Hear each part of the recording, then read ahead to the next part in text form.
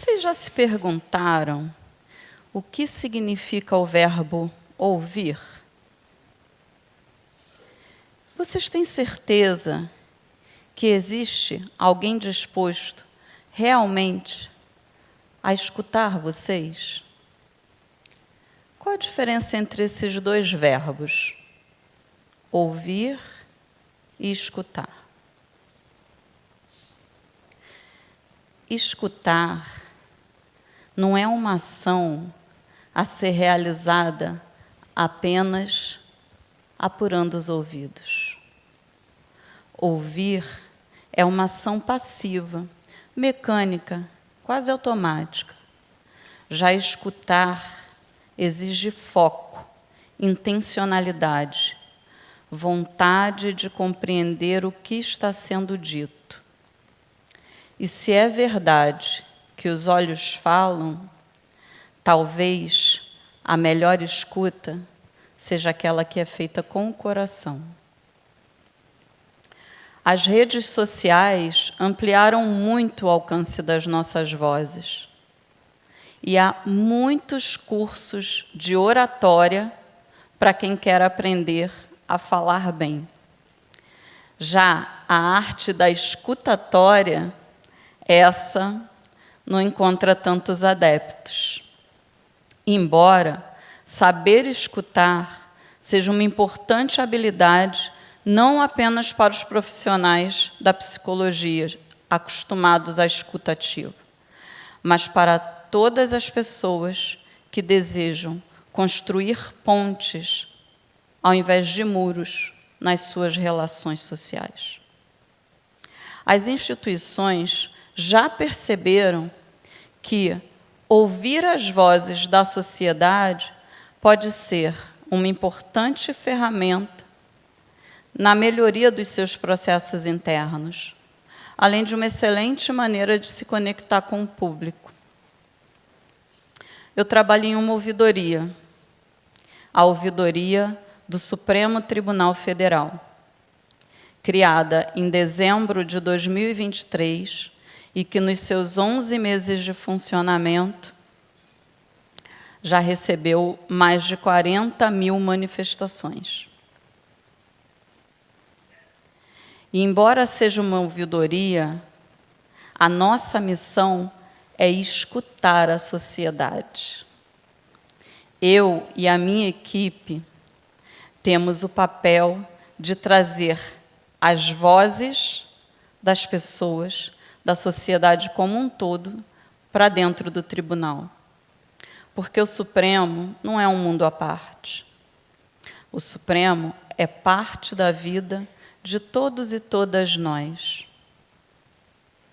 Lá na ouvidoria, nós temos diversos tipos de manifestações, solicitações, reclamações, sugestões, até elogio. Até elogio. E apesar de termos um sistema para registrar tudo isso, nós recebemos por diferentes canais. Nós recebemos manifestações por telefone, por e-mail, por carta. Lembram da carta? Por carta, do sistema prisional especialmente. E até pessoalmente, se vocês desejarem, quando estiverem a Brasília e quiserem fazer um elogio, podem procurar pessoalmente a ouvidoria do Supremo Tribunal Federal. Recentemente, em uma das visitas de um projeto que eu vou falar já já, o STF na escola, ao final da minha palestra, alguns alunos me procuraram e me perguntaram se eu encontrava com o ministro Alexandre de Moraes. Vocês conhecem? Então, aí eu falei que sim, porque, de fato, vez ou outra, não é sempre, eu encontro com o ministro Alexandre. E eles, então, me perguntaram se eu poderia dar um recado para o ministro. Eu falei, tá, é uma manifestação de ouvidoria, pessoalmente, né? Falei, tudo bem. Foi naquela época que o X estava suspenso aqui no Brasil. E daí, eles me pediram para falar assim: Xandão, libera o X.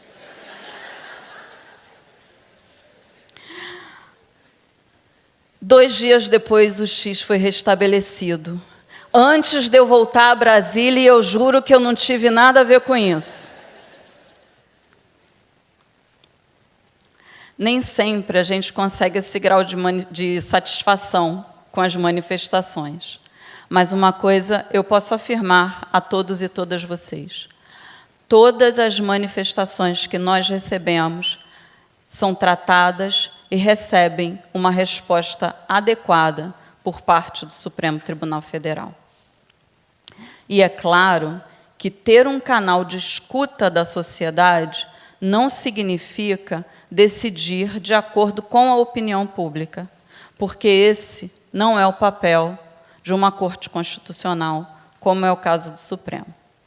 Mas ter essa possibilidade de escuta da sociedade permite ao tribunal atualizar a interpretação do texto constitucional e fazer com que essa interpretação ganhe muitas vozes diversas e plurais, como é a nossa sociedade.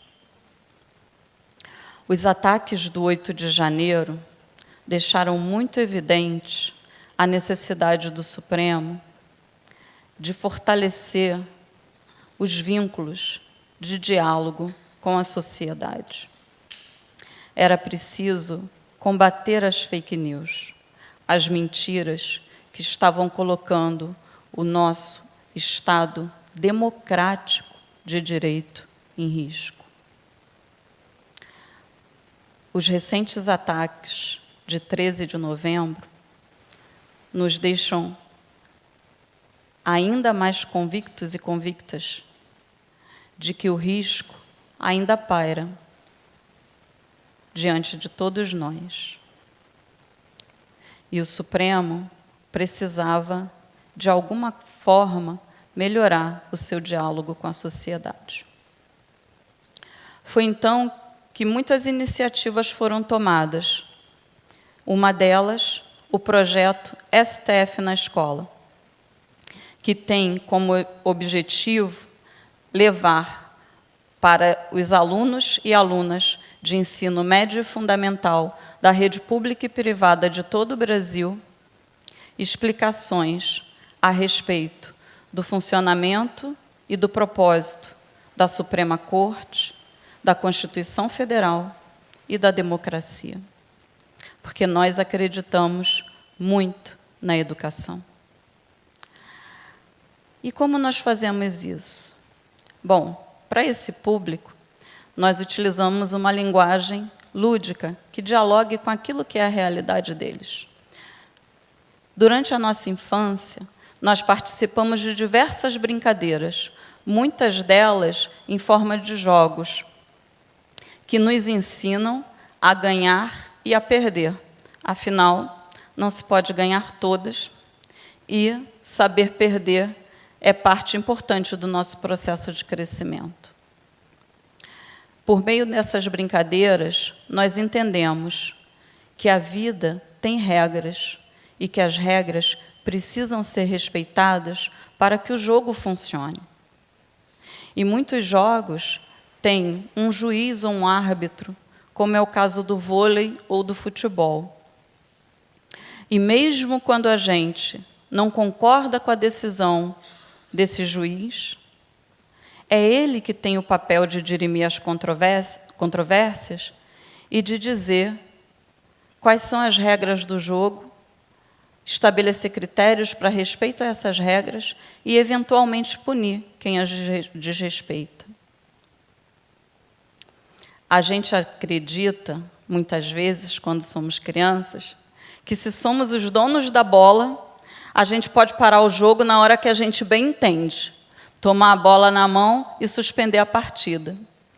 Mas então a gente descobre que, se faz isso, não significa que a gente ganhou o jogo. E a gente precisa entender que de nada adianta se jogar no chão, chutar a trave, arrancar a grama ou quebrar o estádio inteirinho, porque ninguém vai ganhar o campeonato desse jeito. Ninguém. Eu sou juíza, não de futebol, muito menos de vôlei. Sou juíza de direito. E por meio desse projeto, STF na Escola, eu tenho percorrido diversas cidades do Brasil, explicando para as nossas crianças e adolescentes a importância de se respeitar as regras do jogo democrático do nosso país. Em mais uma dessas visitas, eu tenho colecionado histórias nessas minhas andanças. Em mais uma dessas visitas, eu explicava o processo eleitoral e fiz uso de uma dinâmica também muito comum nas escolas, que é a escolha do representante de turma. Escolhi uma menina e um menino para serem os candidatos, a candidata e o candidato. E na minha dinâmica, explicada àquela turma de estudantes, a menina era a vencedora das eleições, porque eu sou pela paridade de gênero. Então, a menina ganhou as minhas eleições lá, hipoteticamente. E eu expliquei, então, para a turma que o menino perdedor não poderia quebrar toda a escola. E perguntei se eles concordavam com isso, que era errado que ele quebrasse toda a escola simplesmente por ter sido perdedor. E aqueles adolescentes, aquelas crianças e adolescentes compreenderam de imediato, porque eu não costumo ter dificuldade nesse diálogo com as crianças e adolescentes. Eles rapidamente entendem que é preciso respeitar as regras do jogo. Pois bem, encerrada aquela parte, desci do palco e a professora me procurou. Ela queria saber se eu tinha conversado com alguém da escola antes. Eu falei, não, vim subir, fiz a minha parte. Ela falou, sabe por quê? Aquele aluno que você escolheu, e eu escolhi aleatoriamente, aquele aluno que você escolheu realmente se candidatou a representante de turma. Eu tinha percebido um burburinho quando eu escolhi, mas isso era normal, é normal, a gente faz aquelas dinâmicas com as crianças, aquilo não me atentei. Aí ela me conta que ele tinha se candidatado a representante de turma e que ele ganhou, mas agora estava inelegível por 2 anos. Porque ele comprou o voto dos colegas.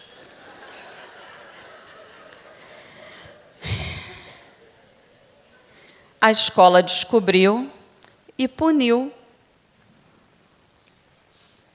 aquele rapaz.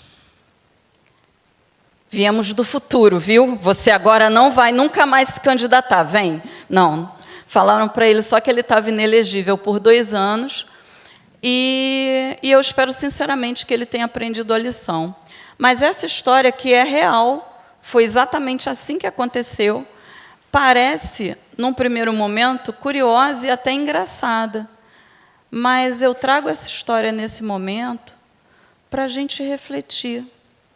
Que valores são esses que nós estamos transmitindo para as nossas crianças e adolescentes? O que será que a organização da nossa sociedade, especialmente no que se refere às questões políticas, à organização de poderes, à democracia, o que será que nós estamos transmitindo para essas gerações que virão depois de nós? Ninguém precisa ser juiz ou juíza para defender as regras do jogo democrático. Mas quanto mais pessoas compreenderem a importância da Constituição e da democracia, mais próximos nós estaremos de viver uma verdadeira realização do justo e do bem viver. Talvez, no dia em que isso se tornar uma realidade no nosso país, a ouvidoria já não seja mais uma área tão necessária, porque as pessoas terão compreendido a importância do diálogo.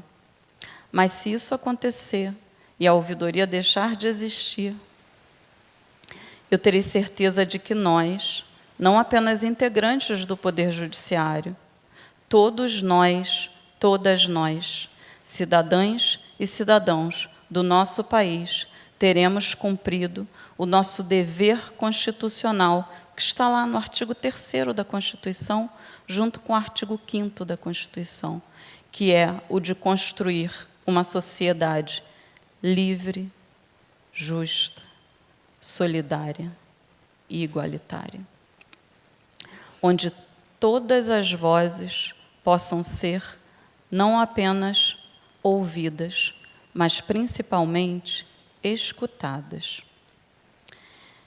Por fim, eu preciso registrar que a nossa sociedade, ainda plena de desigualdades, atribui a mulheres negras um espaço de subalternidade. E eu tenho certeza de que não passou despercebido aos olhos dessa plateia o fato de que eu sou uma mulher preta ocupando um espaço de poder. Uma mulher preta num espaço de poder, como é o meio acadêmico, ou como é o poder judiciário, ainda causa muito estranhamento. E eu recebo olhares de estranhamento todos os dias. Sabendo disso, uma mulher negra, para se colocar num palco, diante de uma plateia, e se submeter a um julgamento público, que pode ser feito, não por todos, mas por alguns, com as lentes do racismo, do machismo, da misoginia e do patriarcado, entre outros sistemas que estruturam a nossa sociedade. Uma mulher negra, para fazer isso, precisa de uma boa dose de coragem. Por isso, eu agradeço a escuta atenta de todos e todas vocês, que não apenas me ouviram, mas que também me escutaram.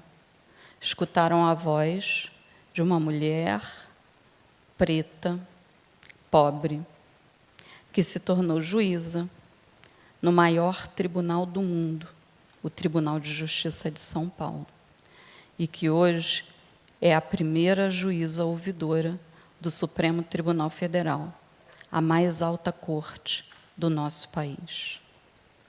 Estar nesse lugar que eu hoje ocupo, que é um lugar de poder, não me blinda de episódios cotidianos de racismo, mas me permite estar aqui, no palco do TEDx, diante de vocês, convocando todos vocês, todas vocês, para que a gente possa construir uma sociedade capaz de harmonizar diversas vozes diferentes. Não há problema com isso, mas de maneira harmônica, sem ódio, em paz, porque é com muitas vozes que se faz um grande coral. Eu agradeço mais uma vez pela escuta de todos e todas vocês. Muito obrigada.